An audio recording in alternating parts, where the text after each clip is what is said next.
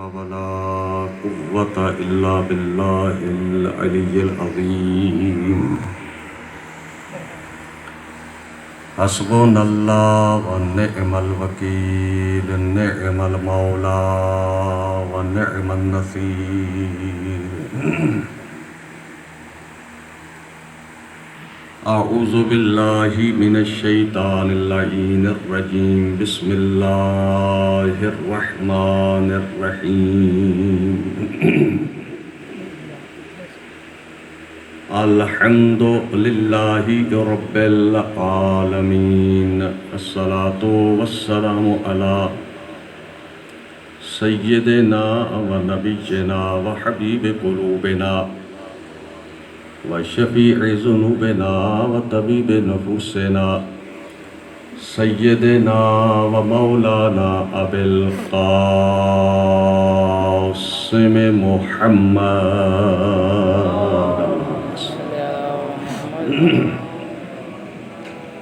وعلى سيد الوصيين وإمام المتقين علي بن أبي طالب صلوات اللهم صل وعلى أولاده المعصومين ولعنة الله على أعدائهم من يومنا هذا إلى يوم الدين أما بعد فقد قال الله تبارك وتعالى في كلامه المجيد وفرقانه الحميد وقوله الحق بسم الله الرحمن الرحيم إذا أردنا أن نهلك قرية فأمرنا مترفيها ففسقوا فيها فحق عليها القول فدمرنا تدميرا صلوات ماشاء اللہ تعداد کافی ہے، صلوات پڑھنے میں شرم محسوس نہ کریں، درود پڑھنا بہت بڑی عبادت ہے، مل کر جذبے کے ساتھ انقلابی صلوات پڑھیں، محمد و اہل بیت محمد کی شان پر۔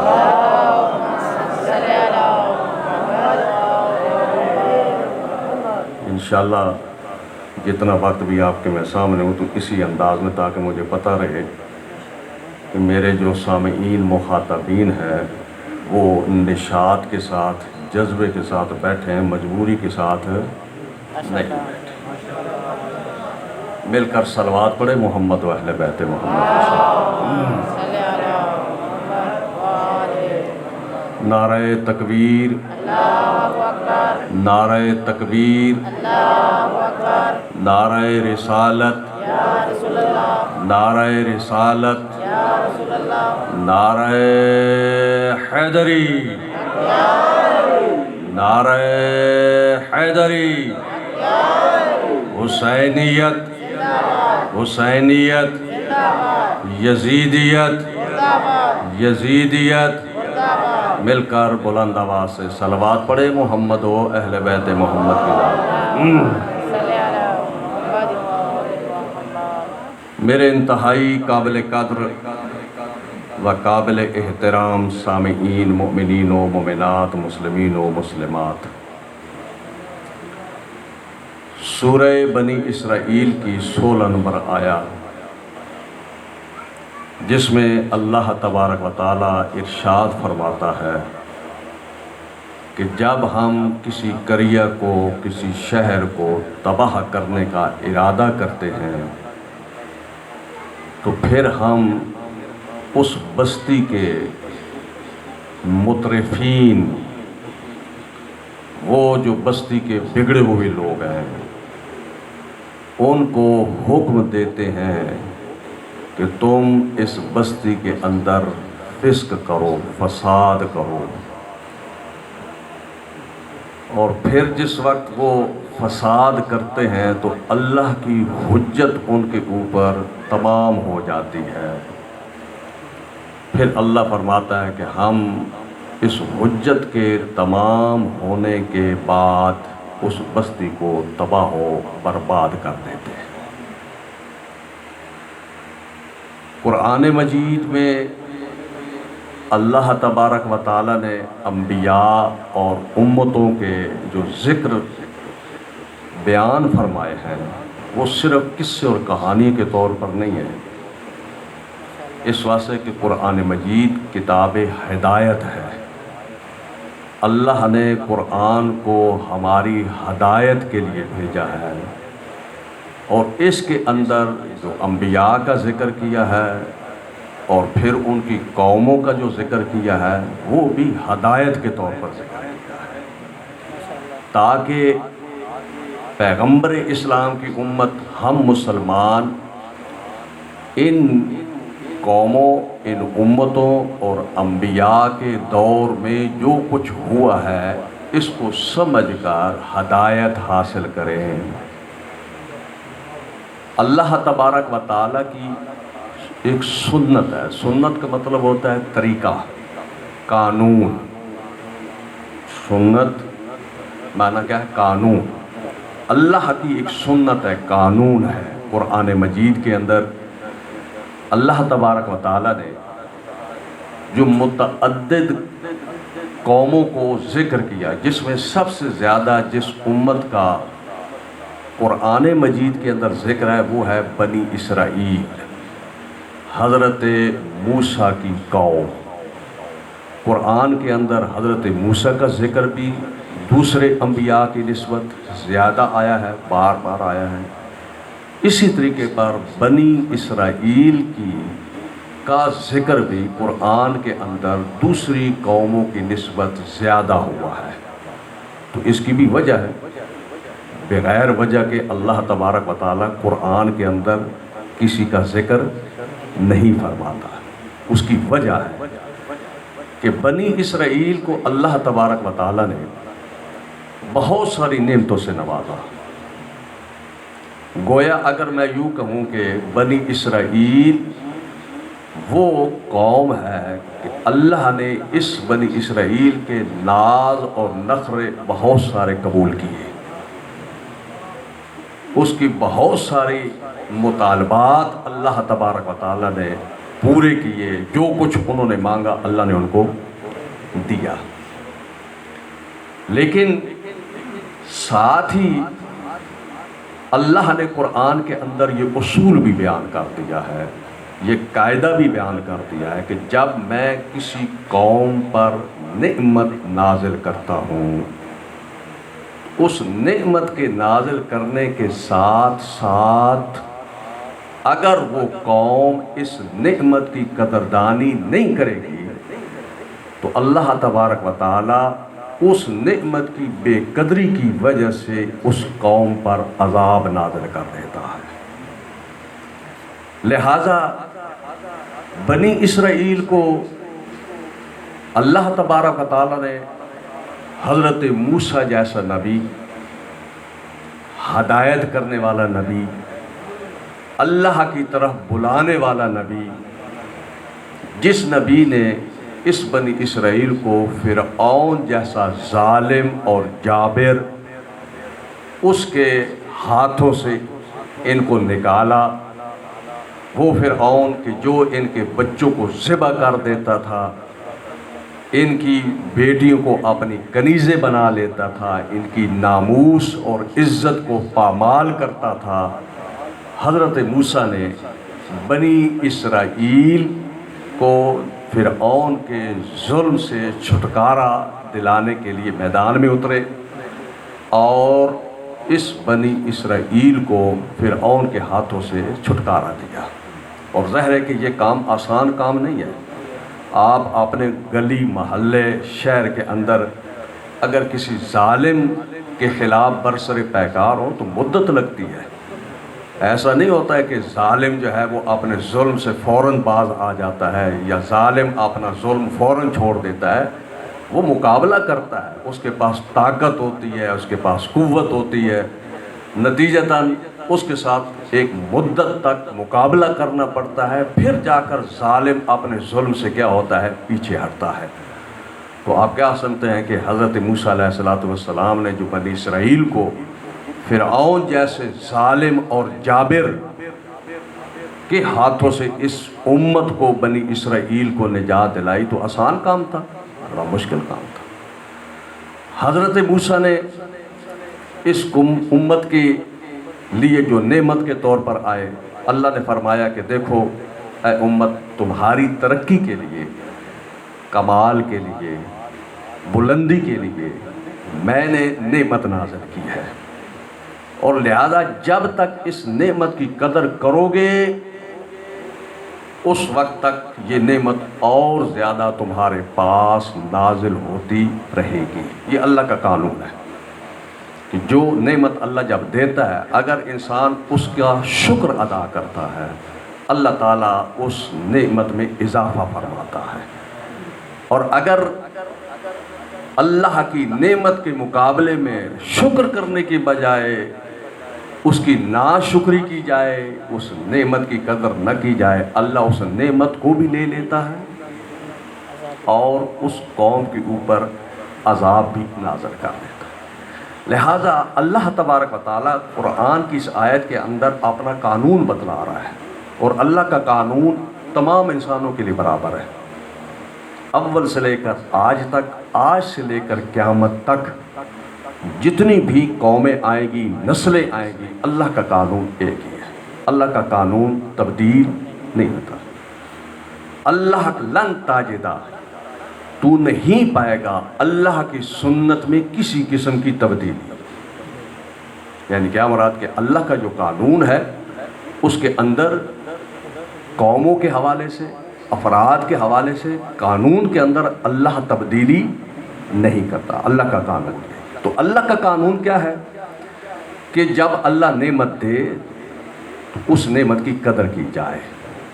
یہاں پر بھی اللہ تبارک و تعالیٰ نے اس قانون کو بیان کیا کہ ہم جب ایک قریہ کی تباہی کا ارادہ کرتے ہیں، توجہ رہے کہ اللہ جو فرما رہے ہیں نا تباہی کا ارادہ کرتے ہیں، تو یہ نہیں کہ اللہ خود تباہی چاہتا ہے، اس کا معنی یہ ہے کہ یہ قوم ایسے کام کر رہی ہے کہ جو تباہی کا باعث ہیں، اور اپنے آپ کو اس راستے پر لے جا رہی ہے کہ جو تباہی کا موجب ہیں۔ ظاہر ہے کہ ایک آدمی اگر ایسے راستے پر چلے کہ جو آگے کنواں ہے جس میں گرنا ہے اس میں، تو اب چاہے کوئی بھی بندہ ایسا ہو، چاہے نیک ہو چاہے برا ہو، اچھا ہو برا ہو، ظاہر ہے جب اس راستے پر چلے گا آگے کیا ہے؟ کنواں ہے۔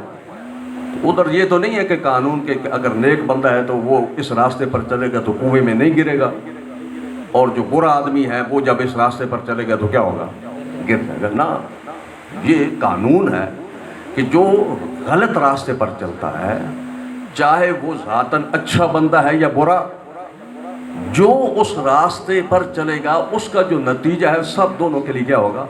ایک جیسا ہوگا۔ یہ ایک قانون ہے۔ تو ایسا نہیں ہے کہ اللہ تبارک و تعالیٰ نے یہ چیز پہلی امتوں کے لیے رکھی ہو اور ہماری امت کے لیے ایسا نہ ہو۔ اللہ کا قانون ایک ہے، آج بھی ایسے ہی ہے۔ کیا کہ وہ امت کی جو اللہ نے اس پر نعمت اتاری ہے، جو بھی امت اس نعمت کی قدردانی کرے گی، اللہ اس نعمت کو بھی زیادہ کرے گا اور اس کے اوپر اپنی رحمت کو زیادہ کرے گا۔ اور اگر آج بھی کوئی امت اللہ کی نعمت کی قدردانی نہیں کرتے تو وہاں پر اللہ تعالیٰ کا عذاب اسی طریقے پر نازل ہوگا، اسی طریقے پر وہ امت تباہی کی طرف جائے گی جیسے پہلی امتیں کیا تھی؟ تباہی کی طرف جاتی تھی۔ یہ قانون ہے اللہ تبارک و تعالیٰ کا۔ ہمیں اللہ تبارک و تعالیٰ کا شکر ادا کرنا چاہیے کہ اس ذات پروردگار عالم نے ہمیں جو نعمت ہدایت کی عطا فرمائی، جس کی شکل قرآن مجید ہے، اور انبیاء کے بعد ائمہ کا سلسلہ جاری کیا، اور اللہ نے ہمیں ایسے رہبر و رہنما عطا فرمائے۔ اگر انسان پوری کائنات میں نگاہ دوڑائے تو ایسے رہبر کسی اور ملت کے پاس موجود نہیں ہے۔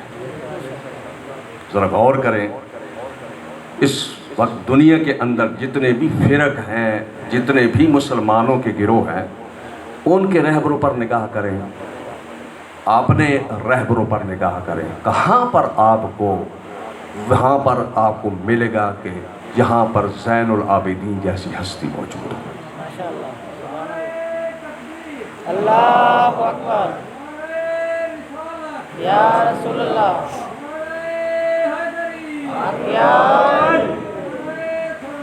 اللہم صلی علی محمد وآل محمد۔ ہمارے ائمہ کے القابات ان کی عظمت کے نشانگر ہیں، لقب بتلا رہا ہے کہ یہ کتنی عظمتوں والے رہبر ہیں۔ امام چہارم کا لقب ہے زین العابدین۔ اس کا معنی کیا ہے؟ ماشاءاللہ پڑھے لکھے ہم لوگ ہیں کہ یہ صرف عبادت گزار نہیں ہے، عبادت گزاروں کے بھی زینت، عبادت کرنے والوں کی زینت، یعنی ایسا عابد ہے کہ اگر اس کی عبادت کو دیکھیں تو پتہ چلتا ہے کہ عبادت کا درجہ کیا ہے۔ سید الساجدین، یہ لقب کس بات کی طرف نشان کر رہا ہے؟ سید الساجدین یعنی صرف سجدہ کرنے والے امام نہیں ہے، کائنات کے اندر بڑے آئے جنہوں نے سجدے کیے ہیں، لیکن ہمارے وہ امام ہیں کہ جو سجدہ کرنے والوں کی بھی سردار ہیں۔ سید الساجدین، کہاں پر آپ کو باقر العلم جیسا امام نظر آتا ہے، یعنی علم کو شگافتہ کرنے والا، وہ ہستی کہ جو علم کو ایسے پھاڑتا ہے کہ اس کے پیٹ سے کئی اور علم نکلتے ہوں۔ باقر ہوتا ہے پھاڑنا، یعنی کیا؟ جیسے ماشاءاللہ آج ترقی یافتہ دور ہے، ایٹم، تو آج کی سائنس ایٹم کو پھاڑ کر اس سے آگے کتنی ترقی کر کے کیا کچھ نکال رہی ہے، یہ مادی یہ چیز ہے۔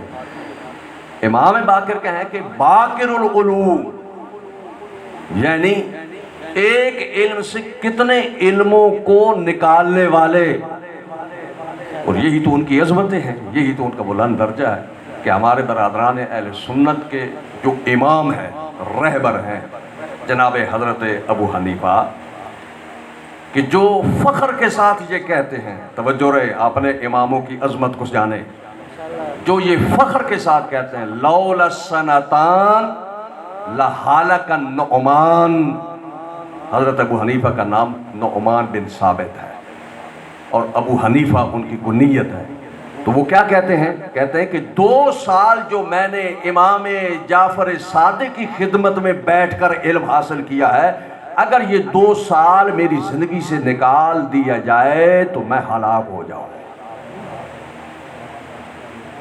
یعنی خود اعتراف کر رہے ہیں کہ یہ امام کتنی عظمتوں والے ہیں، دوسروں کے امام ہیں لیکن ہمارے امام کے شاگرد ہیں، اور اس بات پر کیا کرتے ہیں؟ فخر کرتے ہیں کہ 2 سال جو میں نے امام صادق کی خدمت میں بیٹھ کر علم حاصل کیا، اگر میری زندگی سے یہ نکال دیا جائیں تو میں کیا ہو جاؤں؟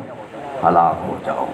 کہاں پر آپ کو امام موسیٰ کاظم جیسا امام کہیں ملے گا، جن کا کردار، جن کی سیرت، جن کی عظمت دشمن کو بھی مجبور کر دیا کہ قبول کر لے کہ اگر حق کا امام ہے تو یہی امام ہے۔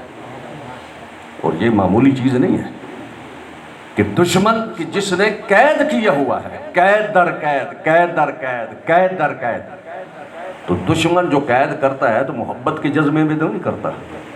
دشمن جب پکڑ کر اندر قید کرتا ہے، ظلم کرتا ہے، ستم کرتا ہے، اس کی تو ہمیشہ کوشش یہ ہوتی ہے کہ اس بندے کی کوئی نقص، کوئی کمی میرے ہاتھ میں آئے، میں اس کو برسر بازار پھیلاؤں اور اس کی توہین کروں، اور انہوں نے یہ کرنا بھی چاہا۔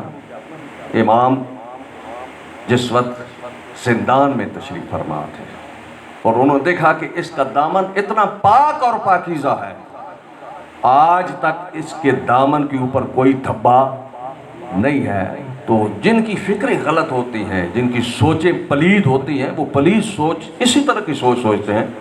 انہوں نے ایک فحشہ عورت کو کرائے پر لیا، اسے زندان کے اندر بھیجا کہ تو جا کر ادھر بیٹھ تاکہ ہمیں موقع ملے کہ ہم اس امام کے اوپر تہمت لگائیں. جب وہ فحش عورت اندر گئی، دیکھا کہ ایک چادر پڑی ہوئی ہے جس کے نیچے امام سوئے ہوئے ہیں. اور جس وقت امام اٹھے، پوچھا کس لیے آئی ہے. امام کی عظمت اور جلالت اتنی تھی کہ جو ہی امام نے اس سے پوچھا وہ کانپنے لگی. اس نے بتایا مجھے اس کے لیے. امام کا وہ رویہ، امام کی وہ جلالت اور عظمت کو دیکھ کر جو فاحشہ تھی، امام کے قدموں میں گر پڑی.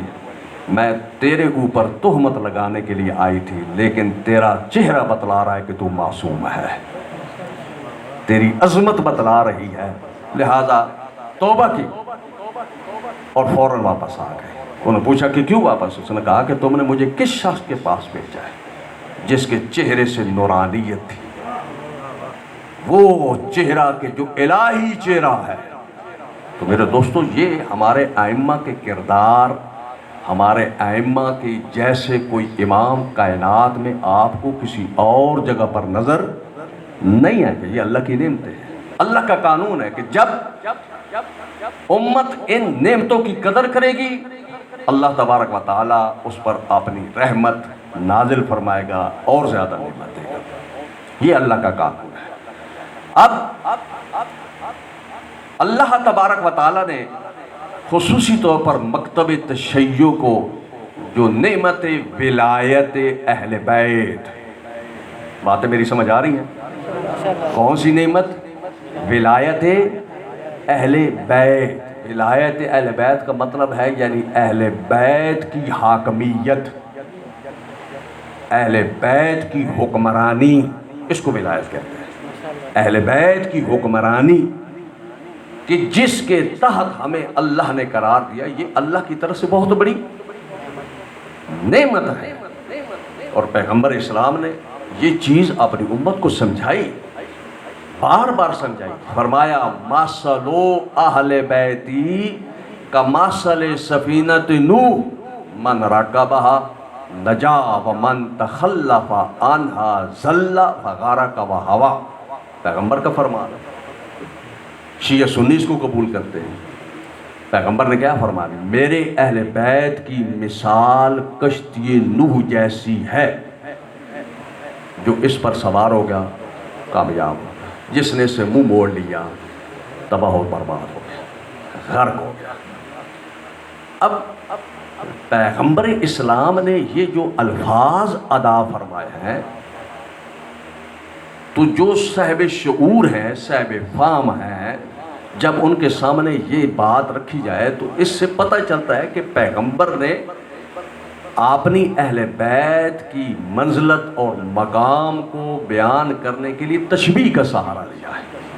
اور یہ ہماری زبانوں میں ہوتا ہے کہ جب ہم محاوراتی طور پر ایک مطلب جو اچھے انداز میں مخاطب تک، سننے والے تک پہنچانا چاہتے ہیں تو تشبیہ کے ذریعے سے پہنچاتے ہیں. مثال کے طور پر اگر کوئی آدمی بڑا بہادر شجاع ہو، اس کی شجاعت اور بہادری کو اگر آپ لوگوں کے سامنے رکھنا چاہتے ہو تو کیا کہتے ہیں؟ فلاں شخص شیر ہے. یہی کہتے ہیں نا، اپنی زبان میں کہتا ہے فلاں تو کیا ہے؟ شیر ہے. تو اس کا مطلب یہ نہیں ہوتا اس کا منہ بڑا ہوتا ہے، اس کی 4 ٹانگیں ہوتی ہیں، اس کی دم ہوتی ہے، یہ معنی ہوتا ہے؟ نہیں. کیا مقصد ہوتا ہے؟ جیسے شیر بہادر ہے، یہ بندہ بھی کیا ہے؟ لہٰذا اس بہادری کی وجہ سے اس بندے کو کیا لقب دیا جاتا ہے؟ کیا کہا جاتا ہے؟ شیر. اسی طریقے پر اگر کسی کی سخاوت کو ہماری محاوراتی زبان میں ہم کسی کی اگر سخاوت کو بیان کرنا چاہیں تو ہم کہتے ہیں فلاں شخص حاتم طائی ہے. کیا کہتے ہیں؟ حاتم طائی. تو کیا مراد حاتم طائی ہے؟ یعنی کیونکہ وہ بھی کیا تھا؟ سخی تھا. یہ بندہ بھی کیا ہے؟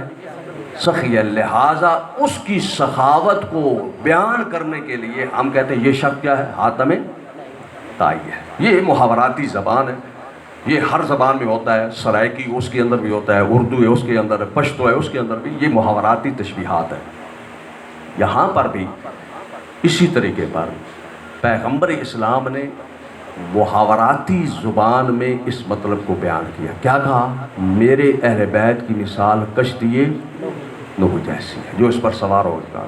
اب بعض نے جو زہر بین تھے، سطحی فکر والے تھے، اور میرے خیال میں شاید اس علاقے میں بھی ہوتا ہوگا ایسے، کہ بعض جو ہے عاشور یا ان ایام عزا میں وہ امام حسین کا بیڑا یا اہل بیت کا بیڑا نکالتے ہیں۔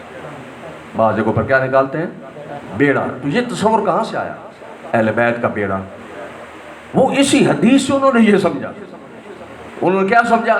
کہ گویا اہل بیت کا ایک بحری بیڑا ہے۔ پیغمبر نے کیا فرمایا کہ تم میں سے جو بھی میری اہل بیت کے بحری بیڑے پر سوار ہو جائے گا وہ کیا ہو جائے گا؟ حالانکہ یہ مقصود تو نہیں تھا، اہل بیت کا بحری بیڑا کوئی نہیں ہے، یہ تشبیہ ہے۔ کیا سمجھانا چاہ رہے تھے؟ اس کشتی کے ساتھ تشبیہ دے کر یہ مطلب سمجھانا مقصود تھا۔ کیا مقصود تھا؟ کہ ماشاءاللہ آپ دریا کے کنارے رہتے ہیں، کشتی میں سوار ہوتے ہیں، نہیں سوار ہوئے تو کشتی کو اس پانی میں چلتے ہوئے تو دیکھتے ہی ہیں آپ۔ تو آدمی جو دریا کے کنارے پر ہو، سمندر کے ساحل پر ہو، جھیل پر ہو، جہاں پر کشتی چل رہی ہوتی ہے، تو اس ساحل پر موجود شخص کشتی میں قدم رکھنے سے پہلے با اختیار ہوتا ہے، جدھر جانا چاہے جا سکتا ہے، دائیں جائے بائیں جائے، جدھر بھی جانا چاہے کیا کر سکتا ہے، جا سکتا ہے، با اختیار ہوتا ہے۔ لیکن یہی بندہ جو با اختیار ہے، جب اپنے قدم کشتی کے اندر رکھ دیتا ہے، کشتی چل پڑتی ہے، اب یہی با اختیار بندے کا اپنا اختیار نہیں رہتا، نہ اپنی مرضی سے حرکت کر سکتا ہے، نہ اپنی مرضی سے سکون، بلکہ اس کی حرکت اور سکون تابع ہو جاتی ہے کشتی کے۔ کشتی چلی تو یہ چلا، کشتی رکی تو یہ رکا۔ اب آئے پیغمبر کیا بات سمجھانا چاہتے ہیں؟ پیغمبر یہ بتانا چاہتے ہیں، ہم کو یہ سمجھانا چاہتے ہیں، یاد رکھو اے میری امت، اہل بیت کی ولایت کو قبول کرنے سے پہلے تم آزاد ہو، جدھر جانا چاہو جا سکتا۔ جیسے کشتی پہ سوار ہونے سے پہلے آدمی کیا ہوتا ہے؟ آزاد ہوتا ہے۔ لیکن یاد رکھو جب میرے اہل بیت کی ولایت تم نے قبول کر لی، جب علی ابن ابی طالب کی ولایت کو تم نے قبول کر لیا، اب تمہاری مرضی نہیں چلے گی، علی ابن ابی طالب کی مرضی چلے گی۔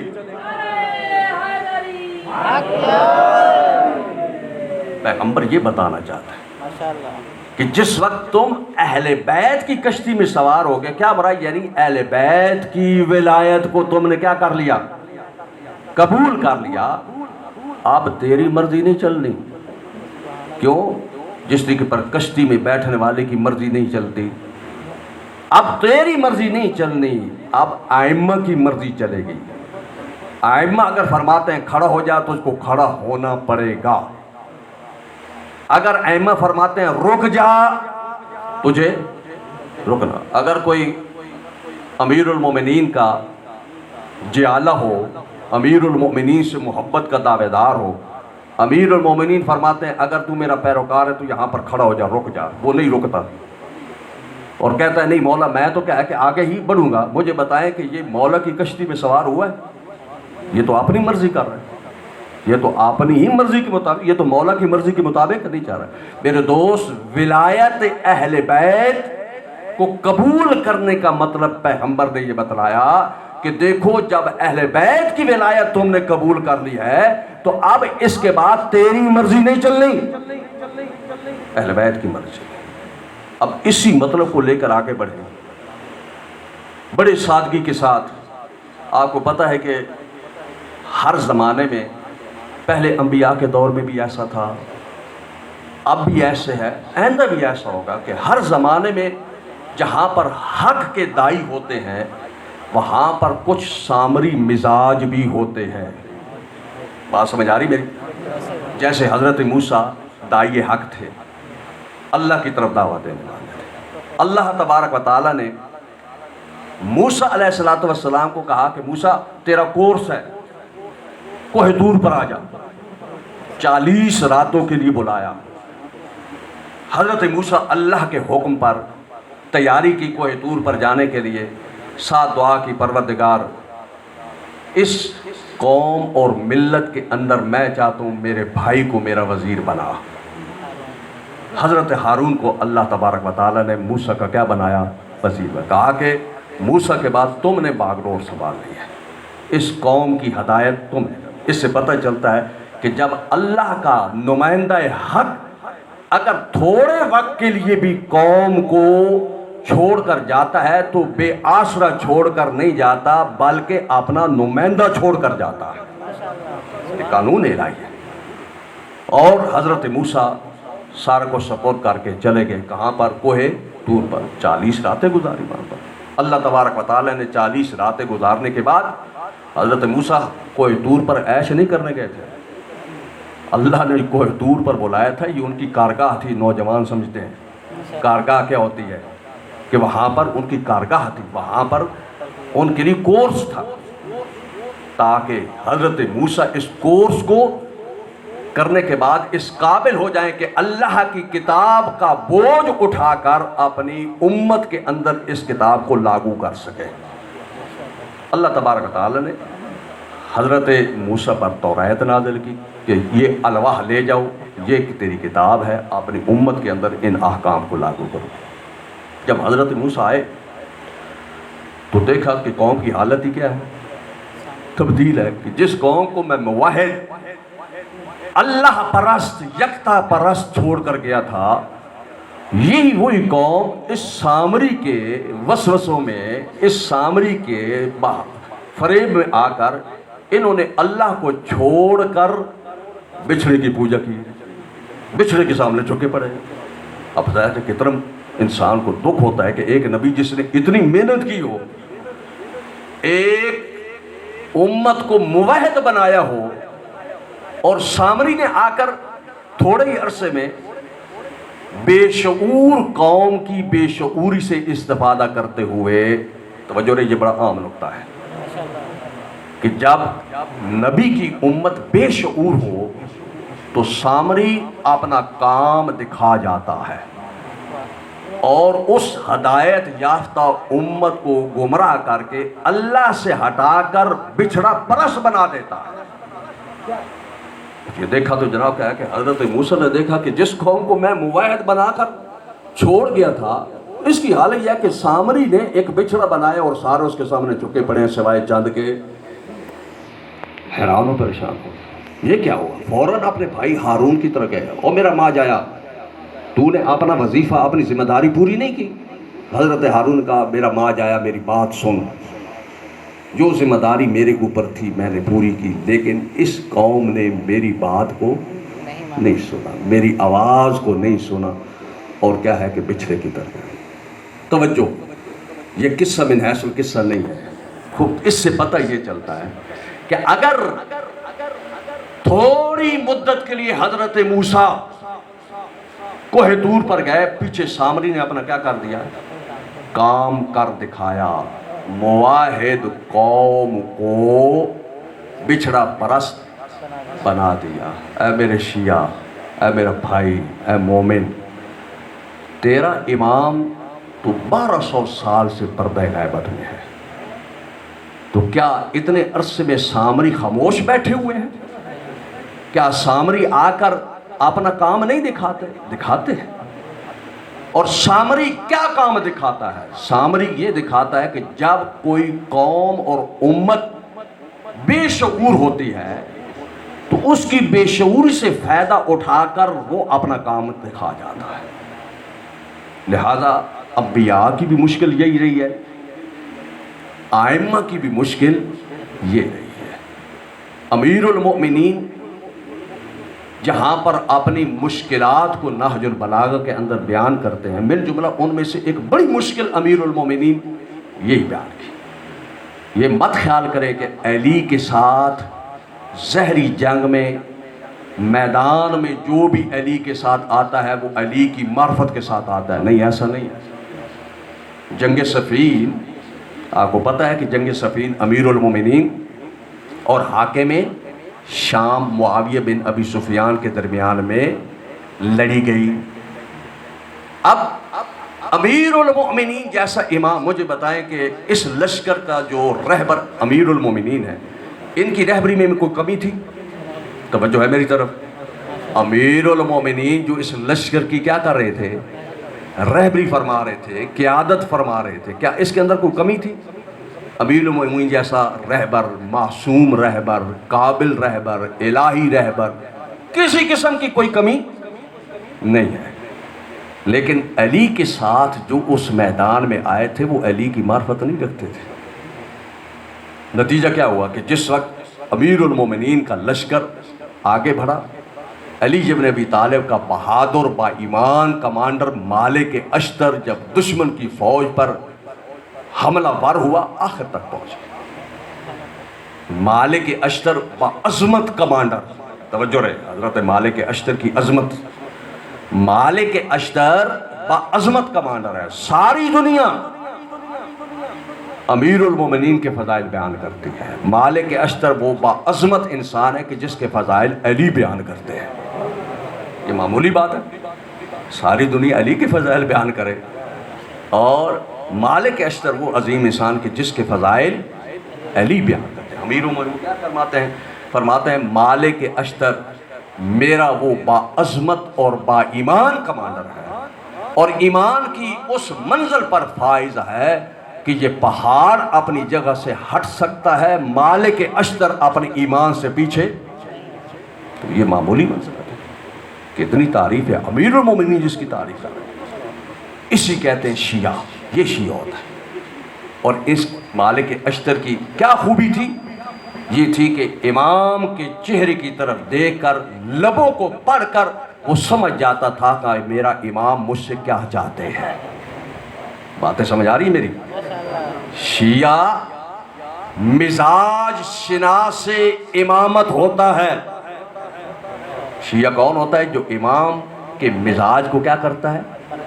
سمجھتا ہے. میرا امام اب مجھ سے کیا چاہتے ہیں، میری اب ذمہ داری کیا ہے. مالک اشتر کی یہ خصوصیت تھی. مالک اشتر آخر پر پہنچے ہوئے، حاکم شام کو اب پڑ گئی کہ میں تو شکست کھا رہا ہوں. مکار عرب کا مکار بندہ جو ہے جس کا نام ہے عمرو ابن عاص، اس کے ساتھ تھا. حاکم شام نے کہا کہ یہ تو شکست ہو رہی، مالک اشتر تو ہمیں شکست دے رہا ہے، کیا کریں، کوئی حربہ کرو. توجہ، اس نے کہا کہ اگر شکست سے بچنا چاہتا ہے قرآن کو نیزوں پر بلند کر دو، اور بلند کر کے نعرہ لگاؤ ہمارے اور تمہارے درمیان میں یہ قرآن فیصلہ کرے گا. ہمارے اور تمہارے درمیان میں قرآن فیصلہ کرے گا. انہوں نے یہ سازش کی، قرآن کو نیزوں پر بلند کر دیا. اب جو ہی قرآن کو نیزوں پر بلند کیا، امیر المومنین کے ساتھ آئے ہوئے 10,000 افراد نے تلواریں نیام میں کر لی اور جنگ چھوڑ دی. سارے اکٹھے ہو کے علی کے گرد جمع ہو گئے. اے علی، ہم نے قرآن کے خلاف جنگ نہیں کرتے. توجہ، اب یہاں پر پتہ چلتا ہے کہ امام چاہے علی جیسا ہو، اگر اس کے ساتھ بے شعور ساتھی ہوں کہ جو اپنے رہبر اور امام کی معرفت نہ رکھتے ہوں، اور دشمن جو سامری ٹائپ ہیں ان کی سازش میں آ جائیں، تو وہ ایسے افراد امام کے مددگار نہیں بنتے، دست و بازو نہیں بنتے، بلکہ امام کے پاؤں کا پھندا بن جاتے ہیں. امیر المومنین جو دشمن کا مقابلہ کر رہے تھے، یہ نیا فتنہ کیا ہو گیا؟ کھڑا ہو گیا. امیر المومنین جیسا امام، یہ بے شعور، انہوں نے قرآن کو نیزوں پر، کہ دشمن کی سازش ہے. نتیجتاً جو بے شعور آدمی ہوتا ہے وہ دشمن کی سازش کو نہیں سمجھتا. دشمن جیسا اس کے لیے میدان سجاتا ہے وہ اسی میدان میں اتر جاتا ہے. جیسی وہ اس کو سازش کرتا ہے اس سازش میں کیا ہو جاتا ہے؟ پھنس جاتا ہے. امیر المومنین نے دہائی دی. اور یہ جو قرآن نیزوں پر بلند ہے، یہ سامت قرآن ہے، میں ناطق قرآن ہوں. میں ناطق قرآن ہوں، میں تمہیں کہہ رہا ہوں یہ سازش ہے، تھوڑا سا مقابلہ کرو، استقامت دکھاؤ، دشمن شکست کھا جائے گا۔ لیکن ان کے چیزوں ذہن میں نہیں ہے، الٹا امیر المومنین پر تلواریں کھینچ لی، یا علی یہاں پر ہم آپ کے جسم کے ٹکڑے ٹکڑے کر دیں گے۔ اب دیکھو امامت کے لیے کتنا مشکل وقت ہوتا ہے۔ اب امیر المومنین نے مالک اشتر کی طرف پیغام بھیجا، مالک اشتر مجھ کو زندہ دیکھنا چاہتا ہے، واپس آ جا۔ مالک اشتر نے کہا تھا مولا تھوڑی ساری فرصت مل جائے میدان فتح کر لوں۔ امیر المومنین نے پھر پیغام بھیجا کہ نہیں۔ مالک اشتر نے وہیں پر اپنی تلوار نیام میں رکھی، سر جھکا ہوا، آنکھوں میں آنسو، روتا ہوا امیر المومنین کی خدمت میں حاضر، مولا کیا ہو گیا؟ امیر المومنین نے فرمایا کہ میرے ساتھ جو ساتھی ہیں بے شعور، انہوں نے مجھ کو گھیر لیا ہے، اب یہ دشمن کے فتنے کو نہیں سمجھ رہے، جس کا نتیجہ یہ ہے کہ دشمن کی سازش میں آ کر اب یہ جیتی ہوئی جنگ ہمیں اپنے ہاتھوں سے میرے دوستو، تلک الایام نداولھا بین الناس، یہ عربی کا محاورہ ہے، تاریخ اپنے آپ کو دہراتی ہے۔ یعنی کیا مراد؟ کہ کوئی بھی جب بھی رہبر حق اپنے حق پر ہوتا ہے، اگر اس کے ساتھی اس کی شناخت نہ رکھتے ہوں، اس کی آواز پر لبیک نہ کہتے ہوں، تو علی جیسا رہبر بھی مجبور ہو جاتا ہے کس بات پر؟ کہ جیتی ہوئی جنگ اپنے ہاتھوں سے کیا کر دیں، دیکھتے۔ میرے دوستو، اسی طرح بے شعور ساتھی، بے شعور ہمراہی، یہ ائمہ کے دست و بازو نہیں بنتے، ائمہ کے راستے کا روڑا بنتے ہیں۔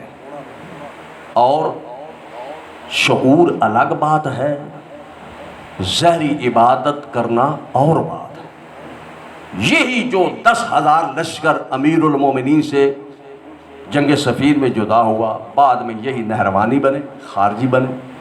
اب ذرا غور کرو، ان کے دین اور ان کی فکر دیکھو، یہی نہروانی خارجی کہ جن کے چہروں کے اوپر، ماتھوں کے اوپر اتنے اتنے محراب بنے ہوئے تھے، گھٹنے اور ٹخنوں کے اوپر عبادت کر کر کے ان کے گٹے بنے ہوئے تھے، نشان بنے ہوئے تھے، اور قرآن مجید کی صبح و شام اتنی تلاوت کرتے تھے کہ جیسے آواز ان کے خیموں سے ایسے آتی تھی جیسے شاہد کے، یہ شاید جانتے ہیں ماکھی جس کو کہتے ہیں، اس کے چھتے سے جیسے مکھیوں کے بھن بھناٹ کی کیا ہوتی ہے، ایسے قرآن مجید کی اتنی تلاوت کرتے تھے۔ لیکن سوال یہ ہے، ان کا یہ دین ہے، یہ دینداری ہے ان کی، لیکن ان کی فکر کیا ہے؟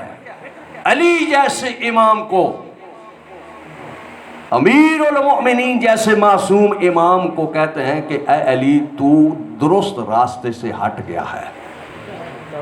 ذرا غور کرو، اس کا مطلب ہے کہ صرف دینداری، ظاہری دینداری، یہ انسان کو مقصد تک نہیں پہنچاتی۔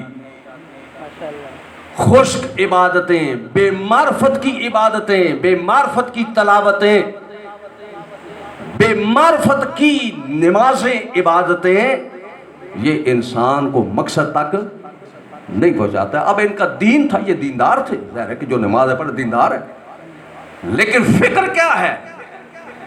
علی جیسے امام کو کہتے ہیں کہ تو درست راستے سے کیا ہو گیا ہے، ہٹ گیا ہے، کہ جس کی شان میں پیغمبر نے فرمایا الحق ما علی و علی ما الحق، جس کی عظمت پیغمبر نے بھی بتائی ہے، اے علی تو حق کے ساتھ ہے، حق تیرے ساتھ ہے، جس میدان میں بھی تو موجود ہوگا حق تیرے ساتھ ہے۔ اور جو بے شعور انسان ہوتا ہے کہ جو ظاہری طور پر تو سارا کچھ انجام دے رہا ہے، نمازیں بھی پڑھ رہا ہے، روزے بھی رکھ رہا ہے، قرآن کی تلاوت بھی کر رہا ہے، لیکن ہے بے شعور، اور نتیجہ کیا ہے کہ بے شعور دشمن کی سازش کو نہ سمجھ کر امام حق کے مقابل کیا ہو جاتا ہے، کھڑا ہو جاتا ہے۔ میں نے عرض کی کہ تاریخ اپنے آپ کو کیا کرتی ہے؟ دہراتی ہے۔ یہ نہیں کہ فقط امیر المومنین کے زمانے میں ایسا تھا اور آج ایسا نہیں ہے، آج بھی ایسا نہیں۔ آج اگر ہم پہلے تو جو سازشیں ہوتی تھی وہ اس معیار کی نہیں ہوتی تھی جو آج سازشیں ہوتی ہے۔ آپ کو پتہ ہے کہ اس وقت زمانہ کتنا ایڈوانس ہو چکا ہے، کتنا ترقی کر چکا ہے، اور کتنا کیا ہے کہ سازش کے اعتبار سے کتنی دقیق سازشیں کرتا ہے۔ آج بھی ایسے ہی ہے کہ وہ کہ جو شیعہ کہلاتے ہیں تشیع کا نعرہ لگاتے ہیں، لیکن دشمن کی سازش کو نہیں سمجھتے کہ دشمن کیا سازش کر رہا ہے۔ بے شعور شیعہ، توجہ رہے، بے شعور جو شیعہ کا لیبل تو لگایا ہوا ہے لیکن ہے بندہ کیا ہے؟ بے شعور ہے، وہ فوراً دشمن کی سازش میں کیا ہو جاتا ہے؟ پھنس جاتا ہے، اسی کے گن گانے شروع کر دیتا ہے، اسی کی آواز میں بولنا شروع کر دیتا ہے، اسی کی آواز میں لبیک کہنا شروع کر دیتا ہے۔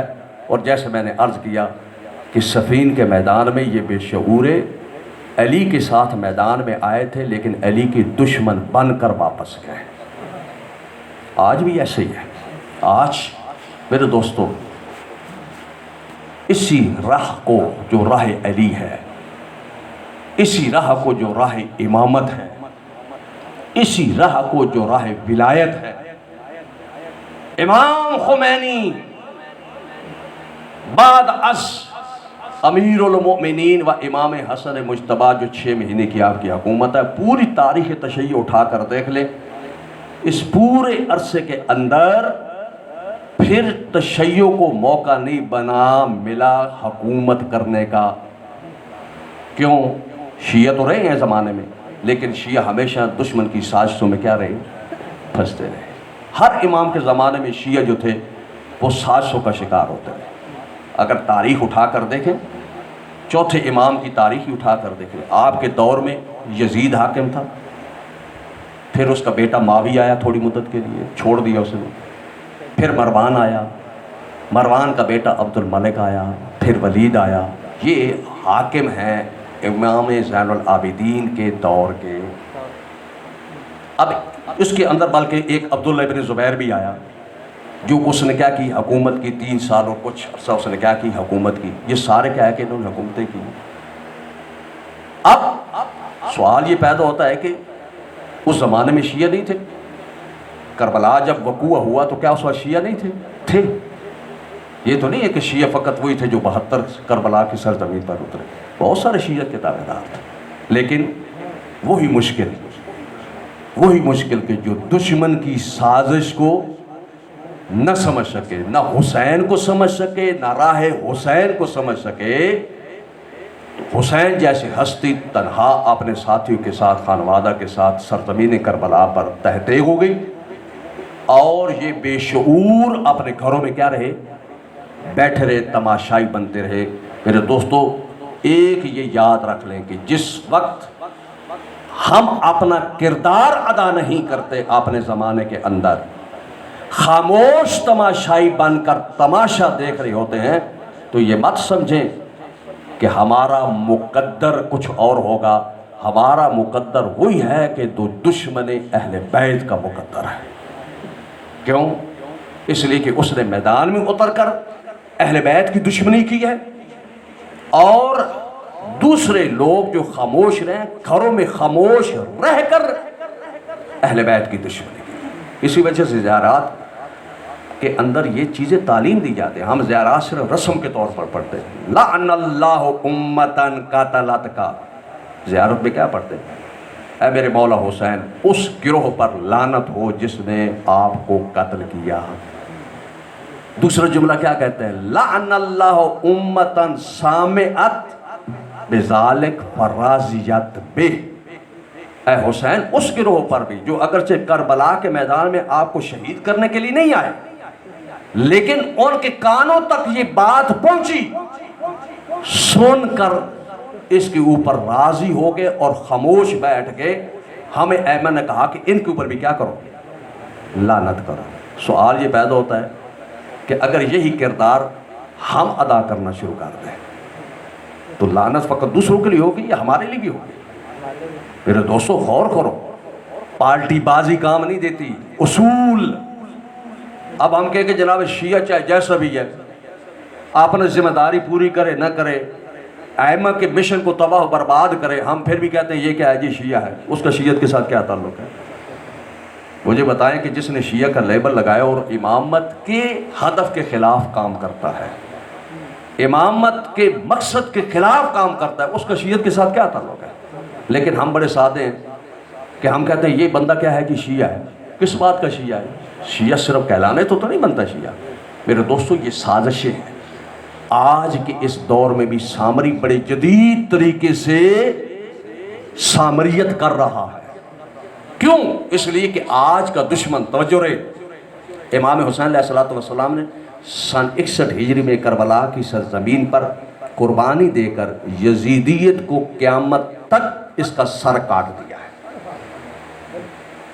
اب امام عالی مقام نے یہ کام کر کے قیامت تک آنے والی نسلوں کے لیے راستہ روشن کر دیا۔ دیکھو کہ میرے بعد جب کبھی بھی کسی سرزمین پر کوئی یزید سر اٹھائے، حسین کی طرح اس کے سامنے کھڑے ہو جاؤ۔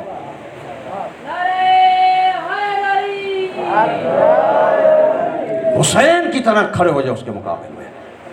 یہ حسین ابن علی نے ہمیں فقط کربلا کے اندر یہ نہیں سکھایا، امام زین العابدین اور حضرت زینب نے ہمیں فقط یہ نہیں سکھایا کہ آپ فقط مردہ یزید سے نفرت کریں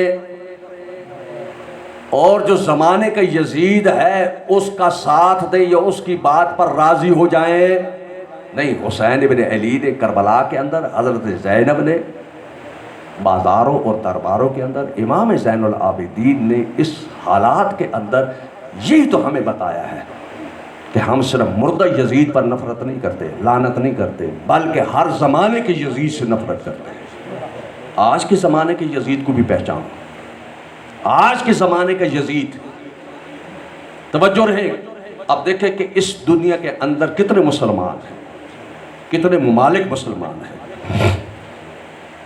اور اکثریت ہمارے برادران اہل سنت کی ہے، ممالک ہے، لیکن دشمن اس وقت کا جو یزید ہے کہ جو امریکہ کی شکل میں ہے، اسرائیل کی شکل میں ہے، بھارت کی شکل میں ہے، اس کو دوسروں کے ساتھ کوئی مشکل نہیں ہے۔ اب دیکھیں نا، امریکہ جو ہے خطے کے جو اسلامی ملک اپنے آپ کو جو مرکز اسلام کے اندر حاکم بن کر بیٹھے ہوئے ہیں، ان یزیدوں کو ان کے ساتھ کوئی مشکل ہے؟ کوئی مشکل نہیں ہے، ہنسی خوشی ہیں، ان کے ساتھ ان کے رابطے ہیں، ان کے ساتھ سب کچھ ہے، بلکہ وہ یہ تعریف کرتے ہیں کہ صحیح اسلام تو ادھر ہے۔ ٹرمپ کیا کہتا ہے، بش کیا کہتا ہے؟ کہتا ہے کہ اصلی اسلام تو ادھر ہے، اور جو سرزمین انقلاب کے اوپر اسلام ہے وہ کہتے ہیں یہ اسلام ٹھیک نہیں ہے۔ مجھے بتائے کہ ٹرمپ اور بش کو کس نے حق دیا کہ اسلام کون سا صحیح ہے اور کون سا غلط ہے؟ مرد آباد، مرد آباد، امریکہ مرد آباد، مرد آباد، مرد آباد، امریکہ مرد آباد، مرد آباد، مرد آباد، اسرائیل مرد آباد، مرد آباد، مرد آباد، اسرائیل مرد آباد۔ میرے دوستو، کربلا شعور کا قبلہ ہے، توجہ رہے۔ کربلا ہم نے رسم کے طور پر تو منایا، ہر سال محرم کا چاند نکلتا ہے، ہم رسم کیا کرتے ہیں، ادا کرتے ہیں، اور جب 10ویں کا دن گزرتا ہے تو نوحہ پڑھ کر الوداع الوداع یا حسین الوداع۔ توجہ رہے، ذرا غور کریں، رسمی شیعہ اس کا کیا کام ہوتا ہے کہ جو ہی محرم کا چاند نظر آتا ہے ظاہری شکل تبدیل کر لیتا ہے، کالے کپڑے بھی پہن لیتا ہے، مجلس میں بھی جاتا ہے، مصائب سن کر آنکھوں سے آنسو بھی اس کے آتے ہیں، عاشور کے دن جلوس نکالتا ہے، ماتم کرتا ہے، عصر عاشور الوداع یا حسین کہتا ہے۔ یہ رسمی شیعہ ہے، یہ رسم ادا کرنے والا ہے۔ لیکن جو مکتبی شیعہ ہے، جو حقیقی شیعہ ہے، میرے دوست، میں آپ سے سوال کرتا ہوں، حسین ابن علی نے کب حالم الناصر ینصرون کہا تھا؟ عصر عاشور، شہادت سے تھوڑی دیر پہلے کیا کہا تھا؟ حالم الناصر ینصرون، نہ فقط اس زمانے کے لیے، قیامت تک حسین کی صدا۔ آج بھی فضا کے اندر حسین کی یہ صدا گھوم رہی ہے، حالم الناصر ینصرون۔ یہ صدا کس لیے امام حسین نے کی؟ امام حسین علیہ السلام کی اس صدا کے اوپر عصر عاشور آیا ہمیں یہ نعرہ لگانا چاہیے الوداع یا حسین، یا لبیک یا حسین کہنا چاہیے؟ تو جو رسمی شیعہ وہ کہتے ہیں الوداع یا حسین، حسین بلا رہے ہیں کہ آؤ، رسمی شیعہ کیا کہہ رہا ہے؟ الوداع الوداع یا حسین الوداع۔ آئندہ سال محرم کا جب چاند نظر آئے گا پھر میں کہہ کے نظر آؤں گا۔ میرے دوستو، اگر کربلا کو رسم کے طور پر ہم مناتے رہے تو صدیاں گزر جائیں گی، تمہاری تقدیر تبدیل نہیں ہوگی۔ لیکن جنہوں نے کربلا کو سمجھا ہے، جنہوں نے کربلا کی حقیقت کو سمجھا ہے، جنہوں نے حسینیت کو سمجھا ہے، حسینیت کے مشن کو سمجھا ہے، میرے دوستو، جب ان کی نگاہ کربلا پر پڑی تو انہوں نے انقلاب برپا کر دیے، تقدیر تبدیل کر دی، تشیع کو عزت دی، وقار دیا۔ اب آج کا یزید کیوں رہبر و ولی سید علی خامنائی کا سب سے بڑا دشمن ہے؟ کیا وجہ ہے؟ اس لیے کہ اس کو پتہ ہے کہ اگر حقیقی دین کا وارث اس دنیا کے اندر موجود ہے تو سید علی خامنائی ہے۔ لہٰذا اب دشمن کی جتنے بھی تیر ہیں، امام خمینی نے بڑا خوبصورت جملہ اور بڑی فکر دی ہے، کہا کہ اگر تمہیں پتہ نہ چلے نا کہ جس جگہ پر کہا ہے کہ یہاں پر حق پر کون ہے اور باطل پر کون ہے، وہاں پر دشمن کے تیروں کو دیکھو کہ کس کی طرف جا رہے ہیں، تمہیں پتہ چل جائے گا کہ دشمن کے تیر جس طرف جا رہے ہیں وہ بندہ حق پر ہے۔ آج کی دنیا کے اندر اگر نہیں بھی پتہ چلتا میڈیا کی وجہ سے، آج دیکھ لو کہ دشمن یزید وقت امریکہ اور اسرائیل اور بھارت، یہودیت کس کے خلاف کھڑے ہو کر کس کی طرف تیر پھینک رہے ہیں، کس کے خلاف پراپوگنڈا کر رہے ہیں، تمہیں پتہ چل جائے گا کہ حق پر کون ہے۔ آج سارا پراپوگنڈے کا رخ کس کی طرف ہے؟ ولایت کے اس وارث کی طرف ہے، سید علی خامنائی کی طرف۔ اب دشمن، ظاہر دشمن ہے تو دشمنی کرنی ہے، دشمن سے خیر کی توقع رکھنی چاہیے۔ مجھے بتائیں، آپ کا اپنے علاقے میں اگر کوئی دشمن ہو، آپ اس سے خیر کی توقع رکھتے ہیں کہ ہمارے لیے اچھا سوچے گا؟ دشمن نے تو دشمنی کرنی ہے، اس نے تو اپنی دشمنی کے لیے منصوبے بنانے ہیں۔ یہاں پر امتحان ہوتا ہے کہ جو اپنے آپ کو پیروکار ولایت کہتا ہے اس کا امتحان ہے۔ آج یہاں پر امتحان کا دن ہے، اس وقت امتحان کا دن ہے، سمجھے؟ اب سامری کیا کرتا ہے؟ اسی سید علی خامنائی کے خلاف پراپوگنڈا کرے گا، کبھی کچھ کہے گا، کبھی کچھ کہے گا، کبھی کچھ کہے گا۔ اس جگہ پر پتہ چلتا ہے کہ باشعور شیعہ کون ہے، بے شعور شیعہ کون۔ باشعور شیعہ سمجھ جاتا ہے کہ جو دشمن کی سازش ہے، وہ فوراً سمجھ جاتا ہے کہ دشمن اب کیا کرنا چاہ رہا ہے۔ لیکن جو بے شعور ہوتا ہے وہ دشمن کی بولی بولنا شروع کر دیتا ہے، علماء کو گالی نکالنا شروع کر دیتا ہے، مجتہدین کو گالی نکالنا شروع کر دیتا ہے، مراجع اعظام کے خلاف زبان کھولنا شروع کر دیتا ہے، ان کے خلاف ہر طرح کی تہمت لگانا شروع کر دیتا ہے۔ میرے دوستو، یہی تو کربلا نے ہمیں بتایا ہے، کربلا نے ہمیں یہی بتایا ہے کہ تمہیں پتہ ہونا چاہیے کہ حق کدھر ہے اور باطل کدھر ہے۔ تو کربلا تو یہ شعور دیتی ہے۔ ساری زندگی مجلس سے سنیں اور یہ بھی نہ پتہ چلے کہ حق پر کون ہوتا ہے، باطل، پھر مجلس کیا سنی؟ کربلا کیا کیا ہم نے؟ آزاداری کیا کیا ہم نے؟ میرے دوستو، آزاداری، توجہ رہے، آزاداری، اس کی بانی کون ہے؟ ہستی۔